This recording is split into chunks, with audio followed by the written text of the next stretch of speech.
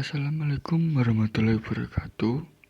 Perkenalkan, nama saya Ilham Satria Hermansyah dari Prodi Psikologi semester 4. Ya, di sini saya akan menjelaskan tentang sexual dysfunction, gender dysphoria, dan paraphilic disorder. Ya, ini yang pertama yang saya jelaskan adalah sexual dysfunction.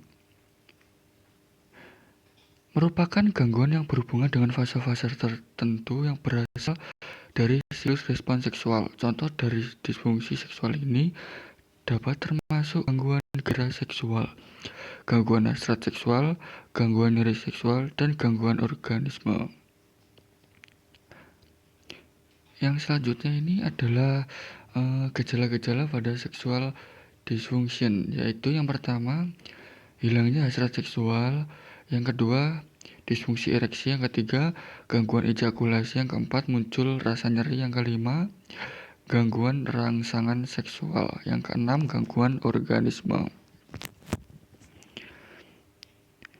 Lah, yang selanjutnya ini simptom pada seksual disfungsi itu apa sih?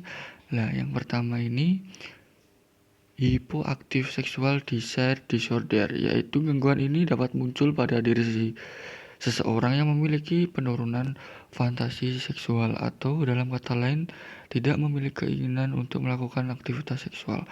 Yang kedua ini sexual aversion disorder, yaitu seseorang yang memiliki gangguan ini memiliki rasa untuk menghindari secara terus-menerus dan enggan untuk melakukan kontak seksual genital dengan pasangannya.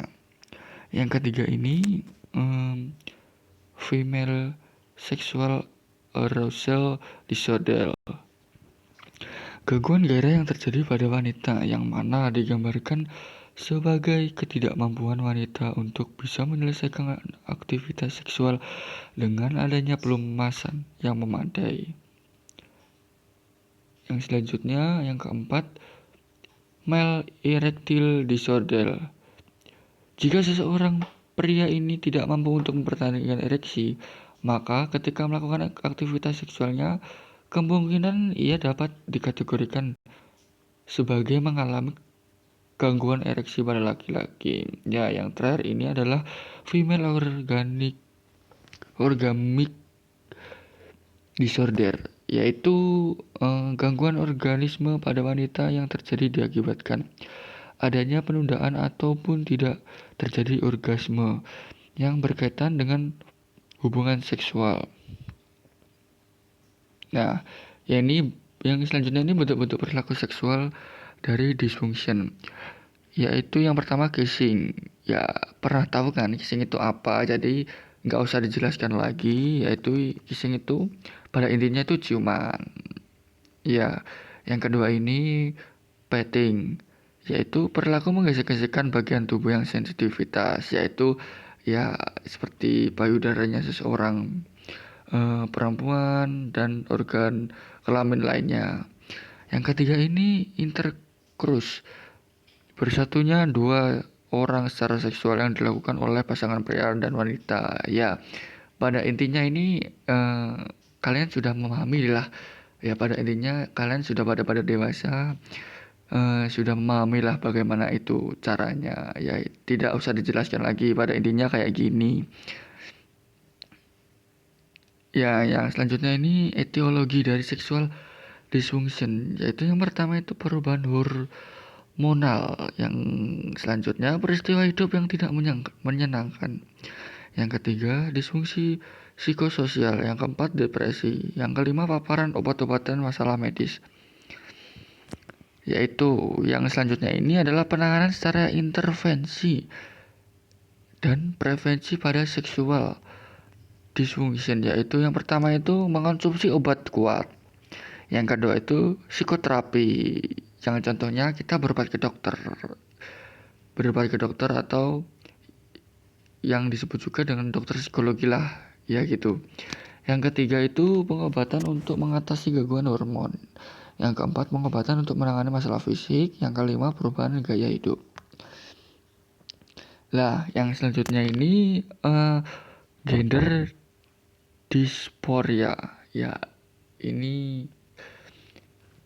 pada intinya ini udah umum ya. Dengan gender ini udah umum, yaitu ya cara mengetahui lah, atau dengan kata lain ini eh, anak yang di bawah usia kecil atau usia di bawah tahun ini yang masalah kepo-keponya ya dengan sesuatu. Ya, yang saya jelaskan ini gender dysphoria, yaitu kondisi pertentangan dalam diri seseorang lantaran perbedaan antara jenis kelamin dengan identitas gender yang dihayati, sehingga menimbulkan konflik batin atau ketidaknyamanan dalam diri. Gender dysphoria bukanlah penyakit kejiwaan, tapi pada intinya itu penyakit ya bukan penyakit sih, kayak rasa ingin tahu lah intinya ini. Nah, yang ini yang gejala yang terdapat pada gender, yaitu setidaknya selama 6 bulan seseorang merasa dirinya adalah perempuan walaupun berjenis kelamin biologis laki-laki. Begitu juga sebaliknya. Ya, yang kedua ini enggan buang air kecil dengan cara yang sesuai dengan jenis kelamin biologisnya. Yang ketiga, pada waktu pubertas, stres timbul ketika perubahan fisik terjadi. Yang keempat, enggan mengenakan pakaian yang tidak sesuai dengan identitas gendernya. Ya, yang contohnya pada laki-laki mengenakan pakaian perempuan, perempuan mengenakan pakaian laki-laki. Ya, yang kelima ini enggan melakukan aktivitas yang tidak sesuai dengan identitas gendernya. Simptom pada gender yaitu yang pertama ini hiperplasia adrenal bawaan, ya, yang berarti adrenal bawaan atau kongenital adrenal hiperplasia dapat menjadi salah satu kondisi langka yang menyebabkan disforia gender. Ya, yang kedua ini intersex ya. Begitu juga dengan hermaphroditisme atau kondisi intersex yang walaupun jarang namun dapat menjadi salah satu faktor penyebab disforia gender, yang artinya seorang bayi dapat lahir memiliki dua alat kelamin, yaitu penis dan juga vagina di saat yang sama. Ya, ini bentuk-bentuk perilaku gender disforia, yaitu biasanya itu bentuk-bentuknya ya meliputi rasa keinginan untuk menjadi gender lain ya, yang contohnya pada contohnya awal yang sudah saya jelaskan tadi, masalah laki-laki mengenakan pakaian perempuan, perempuan mengenakan pakaian laki-laki. Ya, yang kedua ini pada anak laki-laki timbul rasa penasaran untuk mengenakan pakaian wanita dan enggan mengenakan pakaian yang terkesan maskulin. Ya, intinya samalah pada awal tadi. Yang ketiga, pada anak perempuan lebih suka mengenakan pakaian laki-laki dan enggan mengenakan pakaian yang feminim. Yang selanjutnya mengenakan khayalan yang kuat menjadi lintas gender. Penanganan secara intervensi dan prevensi pada gender yaitu jika anak atau salah satu keluarga Anda mengidap gender dysphoria, biasanya akan ada penanganan dalam bentuk bantuan psikologis.